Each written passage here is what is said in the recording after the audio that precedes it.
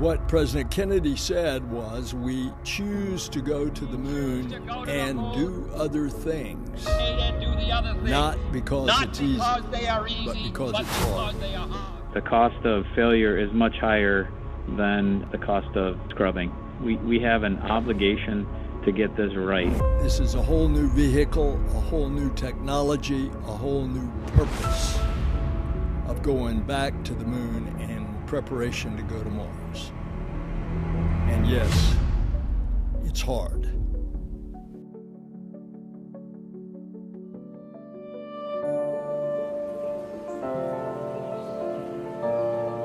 What an exciting day at the Kennedy Space Center. You can see the Orion spaceship coming out of the ONC building where we've been assembling it for several years. As big a step as this is for us today in rolling out and starting the journey of Artemis 1 to the moon and beyond, we're really excited for this test program to get this vehicle flowing and to begin the next steps, which are to send humans back to the moon. The twin sister of Apollo, Artemis is the name given to the program that will return humanity to the moon.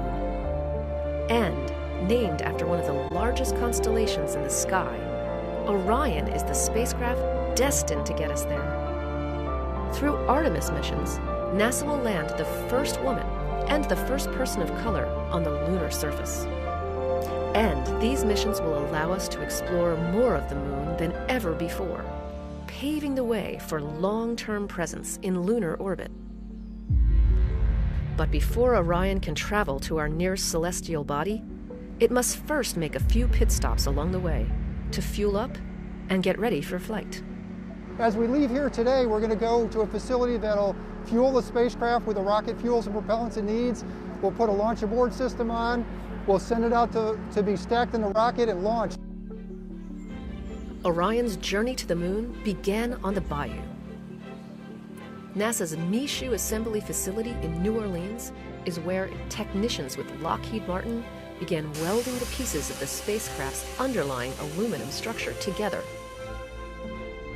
1 year later, it arrived in Florida, taking up semi-permanent residence inside the Neil Armstrong Operations and Checkout Building at NASA's Kennedy Space Center.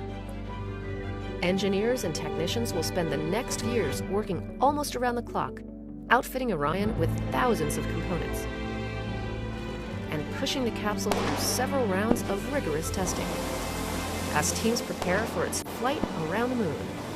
The first step, though, is the crew module's arrival. When it gets here, we put it into a fixture called the bird cage tool, and we use that fixture to position and attach all of the mechanically attached primary and secondary structure for the crew module. Part of that includes the heat shield, which protects the crew module as it blazes through Earth's atmosphere at astonishing speed as it returns home. Technicians with Lockheed bond those thermal protection system products onto the heat shield right here in the ONC. And they do the same for the crew module's forward bay cover. This covers the forward bay of the crew module such that once we come back into the atmosphere, this gets jettisoned and all of the landing system, i.e. parachutes, get deployed and slow the crew module down so that when it touches down in the ocean, it's only going a few miles an hour. With the primary and secondary structures all attached, the crew module is tested to see how everything holds up. Orion is pressurized, stressing the welds to ensure they'll hold up under the proper loading. Afterwards, non-destructive evaluation of those welds is conducted to check for any voids or cracks. Once the structure is deemed strong enough, the crew module is moved just a few spaces down into the ONC's clean room for its next round of integrations.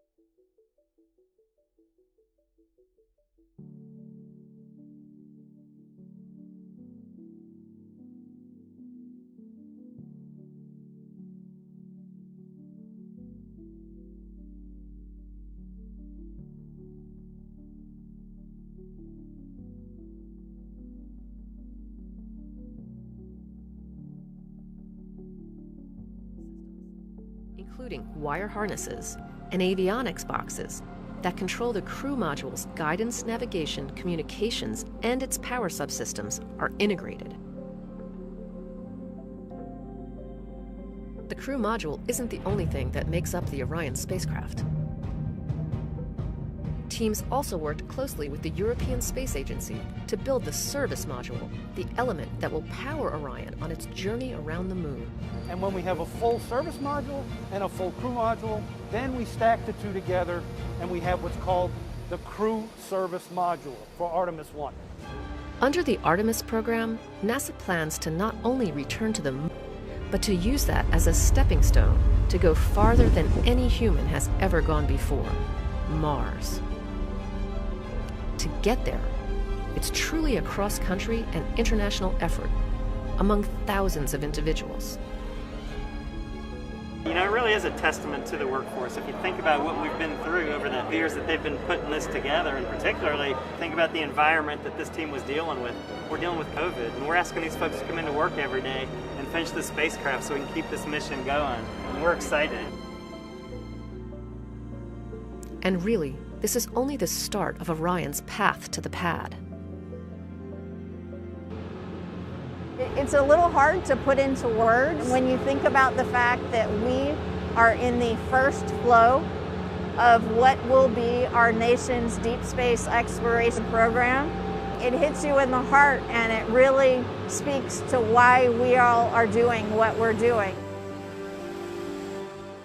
I never thought as a little kid growing up I'd be part of something like this today. Now as a dad of two young girls, to be able to tell them what I do and to be able to have them someday watch the first woman stand on the moon is pretty amazing to me personally.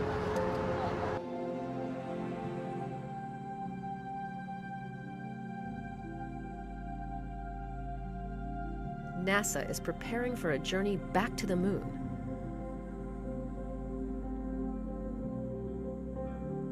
To get there, we need tons of rocket power coming from our Space Launch System.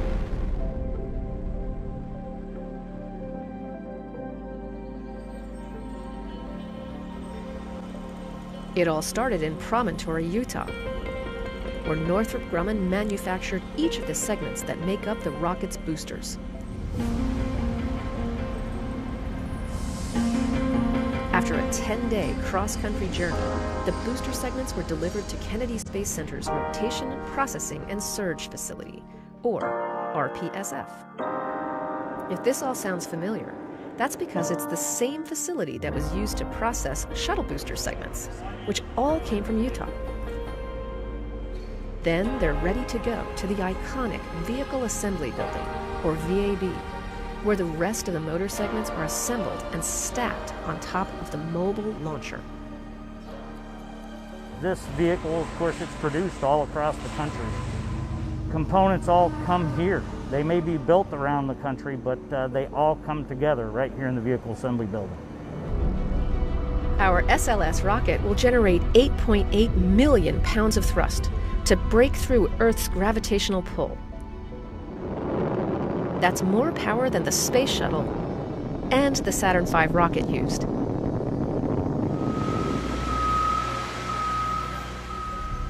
Teams with NASA's Exploration Ground Systems are responsible for assembling the boosters that will house the majority of that power. The twin solid rocket boosters, made up of 10 total motor segments, will stand nearly 17 stories when fully stacked. First, teams will inspect and prep the hardware. Next, they're ready to start stacking the segments, a process that takes time, patience, and a steady hand. Once we have everything done in High Bay 4, we pick up the segment with the 325 crane, pick it up over the 16th floor crossover to where you see it now, and we begin stacking the segments. Each segment We lift over the 16-4 crossover and stack it. Once we stack it, we put it on top of the segment below, and we put about 177 pins all the way around the whole thing to attach each segment. And the pressure to perform the operation flawlessly can test the team's nerves. There's a tremendous responsibility involved with processing flight hardware like this. It's nerve-wracking at times, but it's exciting. There's zero appetite for risk in a program like this. With all 10 booster segments now fully stacked on the mobile launcher, there's just one final piece of the puzzle to round out the power needed to get SLS off the ground and send it to space. Core stage. After a 900-mile journey aboard NASA's Pegasus barge, the SLS core stage, the largest rocket stage NASA has ever built, has made it to Kennedy Space Center.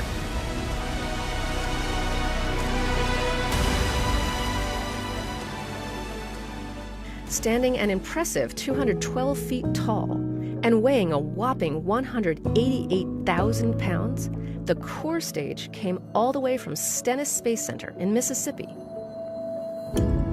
The core stage went through round after round of rigorous testing, including what's called its Green Run series. The successful final test resulted in some big emotions from the team. With over 700,000 gallons of propellant flowing through the core stage, its RS-25 engines firing for 8 minutes straight,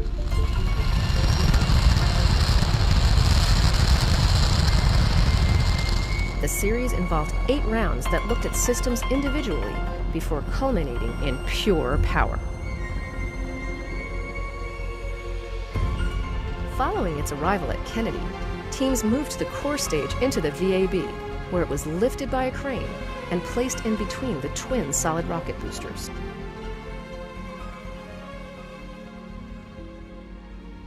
Essentially, we have these two massive cranes that are located inside of the VAB, where we go ahead and we pick 2 points at the end of the core stage, one on the back portion of it and on the front portion of it.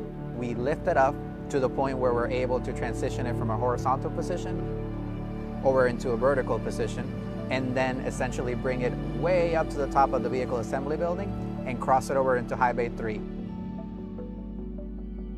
NASA's largest rocket stage, now fully integrated with the twin boosters, is ready to get Orion off the Earth.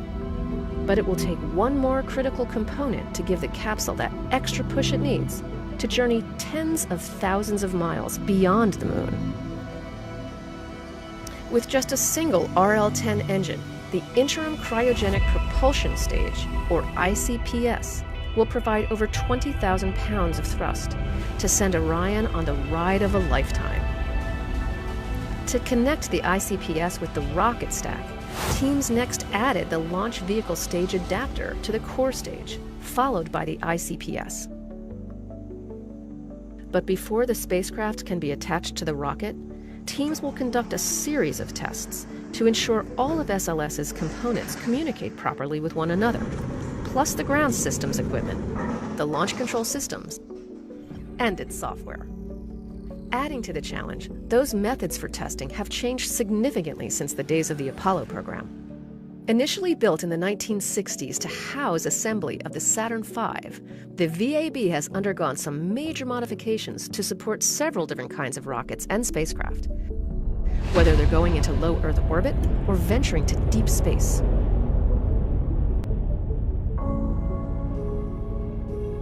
At this point, the stack is nearly complete.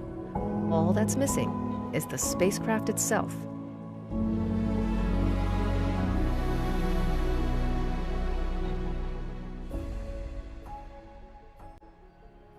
With fueling of Orion's crew and service modules complete, the spacecraft moves from the MPPF into the Launch Abort System facility.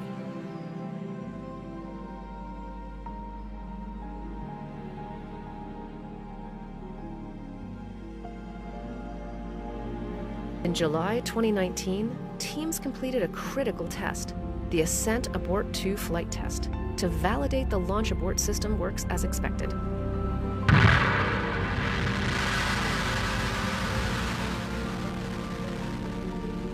After reaching an altitude of about 6 miles, where the test spacecraft experienced high-stress conditions expected during launch, the abort sequence triggered.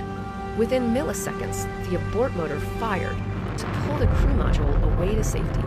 Its attitude control motor flipped the capsule into the proper orientation, and the jettison motor fired to release the crew module for a splashdown in the Atlantic Ocean.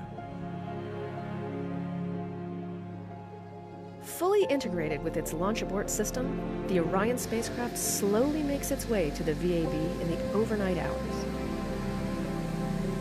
Upon its arrival, teams carefully lift and lower it onto the Orion stage adapter. With this operation, stacking is complete. As soon as we roll out of the vehicle assembly building, High Bay 3, and the world gets a chance to see this rocket, I think it is going to be shocking.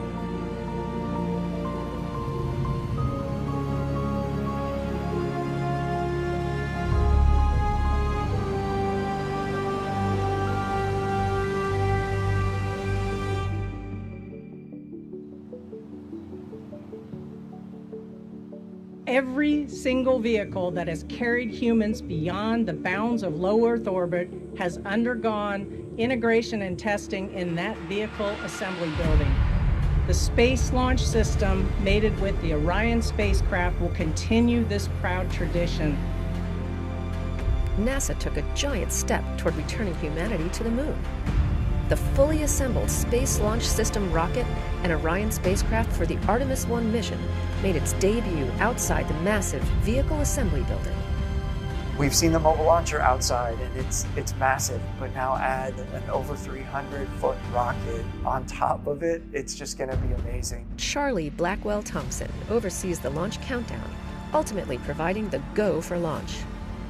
Entity, launch director, representing this team and all the men and women that have worked to make this day happen, I proudly give you a go to roll the Artemis launch vehicle to the...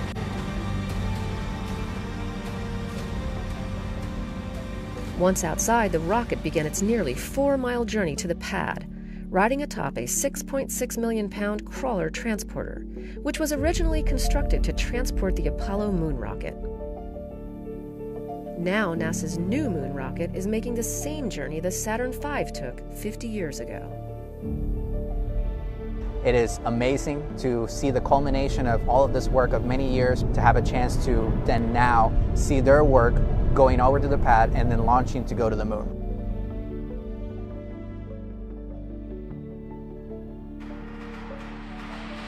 The rocket is rolling to historic Launch Complex 39B, its launch pad used for both Apollo and shuttle launches, sending hundreds of astronauts to space throughout the decades, and now on tap to send hundreds more as we return to the moon and venture beyond to Mars. But for this mission, there will be no astronauts on board. Before the uncrewed Artemis 1 stack can launch to our nearest celestial body, it has to travel to the pad for a wet dress rehearsal.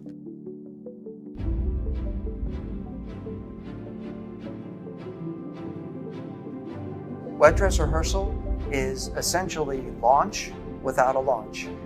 So wet dress is really our opportunity to find any issues or adjustments that we need to make in our launch countdown. For Artemis 1, the wet dress rehearsal is the final and most critical test before the rocket can return to the launch pad for liftoff to the moon. During the countdown, over 730,000 gallons of supercooled liquid propellants will be loaded into the rocket as part of the nearly 2-day launch countdown. Wet dress is the biggest milestone we have aside from launch, because that means that the rocket is now put together and then it tells us the rocket is ready to go for launch. Behind that wet dress rehearsal is a launch team made up of hundreds of engineers monitoring each system of the 320-foot-tall Artemis 1 rocket and capsule. Sitting in firing room 1 is the core launch control team, monitoring hundreds of launch commit criteria to ensure the ground systems and flight hardware are ready for launch. Now you would think that launch control team at Fire 1 is it. That's all you need. We have an expansive support team across really the entire NASA enterprise that is supporting us on launch day. And that support spans the entire nation, from additional systems engineers sitting in Kennedy's Firing Room 2, to the flight control team at Johnson Space Center in Houston, to the contractors responsible for designing and building each segment of the rocket and capsule. This team is really shaping up to be a great, very skilled and ready to operate and execute launch for Artemis 1. With the Artemis 1 launch team now fully certified and the wet dress rehearsal complete, SLS and Orion are ready for their final pit stop, returning to the VAB before venturing back to Launch Pad 39B for liftoff.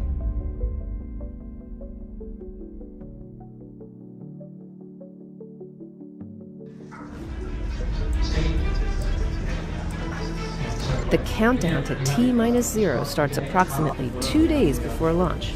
Teams inside the Launch Control Center have been working around the clock, powering up each section of the rocket and configuring the launch pad to support the 8.8 million pounds of thrust our moon rocket will generate at liftoff. As our 0 hour approaches for the Artemis generation, we do have a heightened sense of anticipation. We've noticed just the overall mood and focus within the team is definitely a positive one.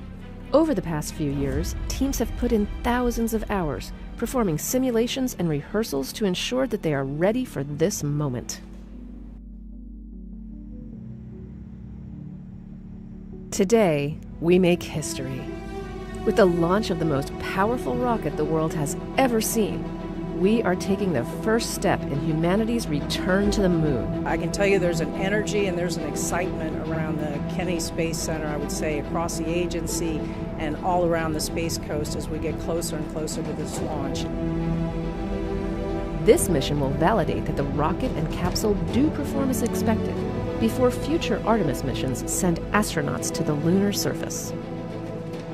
We have worked really hard to get here. The team has done an absolutely outstanding job. We're up to the challenge, and I'm really looking forward to a successful test flight. You are looking at the world's most powerful rocket and Orion spacecraft live on Launch Pad 39B. Artemis 1 embodies the hard work of thousands across the world, determined to explore for the benefit of all. Welcome, and thank you for joining us live at Kennedy Space Center, where the energy here is palpable as we attempt to make history today. I'm Megan Cruz, and this is NASA astronaut Kayla Barron. Kayla, great to have you here again. It's so awesome to be here tonight. When I first walked up and saw the view from the desk here, I was just blown away. Now, with all systems configured correctly, the launch director gives the final go for liftoff. On behalf of all the men and women across our great nation who have worked to bring this hardware together to make this day possible, and for the Artemis generation, this is for you. At this time, I give you a go to resume count and launch Artemis 1. This mission goes with a lot of hopes and dreams of a lot of people.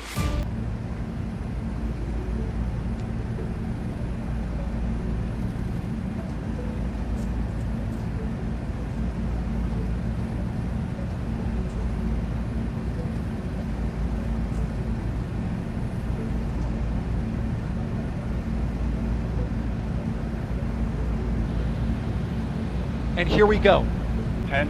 Hydrogen burn-off igniters initiated. 7, 6, 5.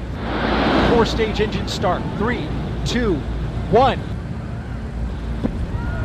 And liftoff of Artemis 1. We rise together back to the moon and beyond.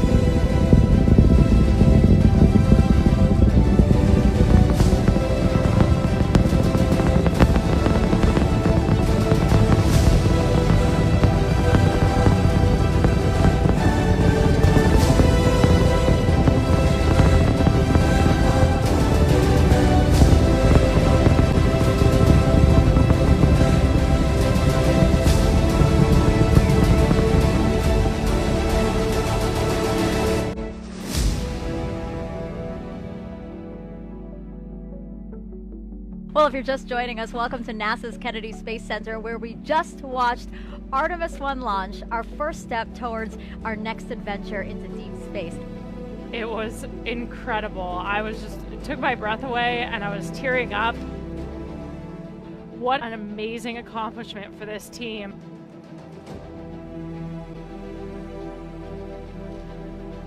So you guys know I have talked a lot about appreciating the moment that you're in. And we have worked hard as a team. You guys have worked hard as a team for this moment. This is your moment.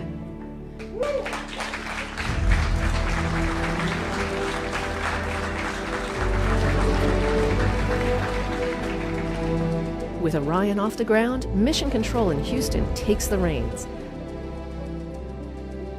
The successful launch of SLS is just the beginning. Orion will spend the next several weeks journeying around the moon, sending flight data back to teams here on Earth for real-time analysis.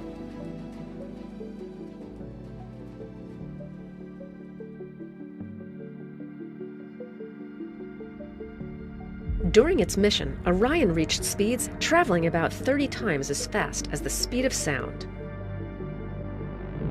This dramatic video of the Earth-Moon transit that took place showed and punctuated the fact that we were pressing away from our home planet to a distance of some 268,000 miles away from Earth, further than any human-rated spacecraft had ever traveled, for a spacecraft designed to return humans to Earth, eclipsing the mark set by the Apollo 13 vehicle back in 1970.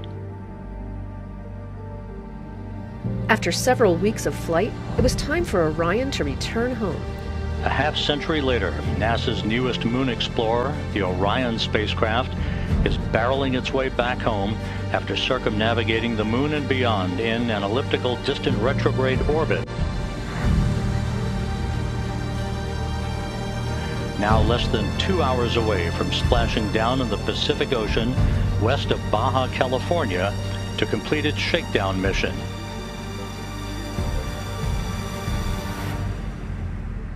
Like the Apollo missions of the past, Orion will have to endure incredibly high temperatures during re-entry of Earth's atmosphere. A journey that began with the power of the launch of the Space Launch System 25.5 days ago, about to reach its final minutes in the searing heat of re-entry, where temperatures around Orion will build up to 5,000 degrees Fahrenheit. While re-entering Earth's atmosphere, the spacecraft slowed to about 300 miles per hour. As it continued its descent, Orion's parachute system, containing 11 total parachutes, deployed once it reached approximately 9,000 feet and a speed of about 130 miles per hour. And there it is, high over the Pacific, America's new ticket to ride to the moon and beyond now in view. Orion under its chutes descending towards splashdown. These parachutes help slow the crew module to a much more manageable speed, roughly 20 miles per hour, for a water landing off the coast of California. Splashdown. From Tranquility Base to Taurus Littrow to the tranquil waters of the Pacific, the latest chapter of NASA's journey to the moon comes to a close. Orion, back on Earth.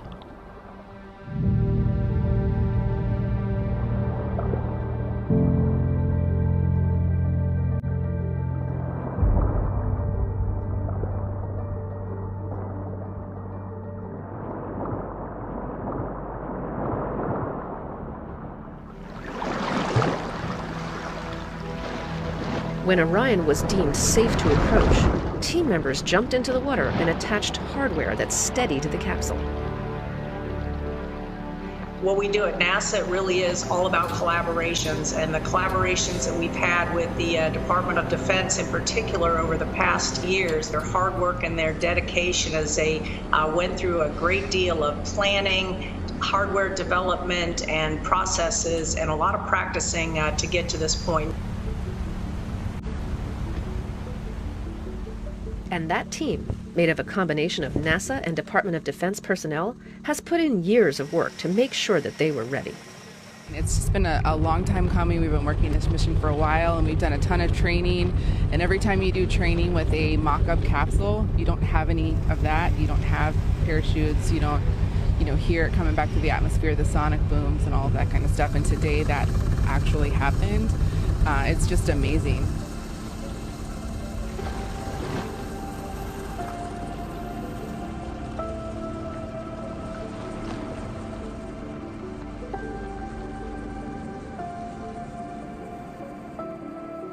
This mission, this spacecraft and this team exceeded all expectations. For the last 25.5 days, we've been every day looking ahead to the next flight to see how we can improve on where we are today so that we can fly a safe and successful mission with our astronauts next time around. Once stabilized, the team secured the spacecraft with hardware and rope assemblies and towed it to the Navy ship.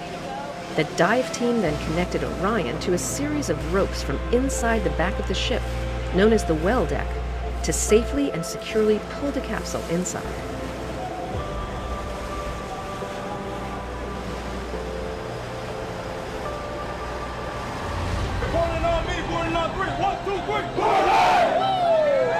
With Orion safely secured inside the ship, teams made their way to Naval Base San Diego, where the capsule was offloaded and prepped for its cross-country trip back to its home base, Kennedy Space Center. This is really the start of a campaign of several missions to get humans back to the moon and beyond to Mars. So there's still a lot to be done, and this is just the beginning.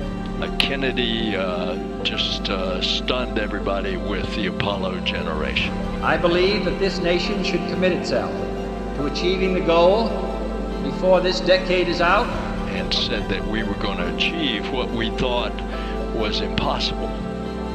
Of landing a man on the moon and returning him safely to the Earth.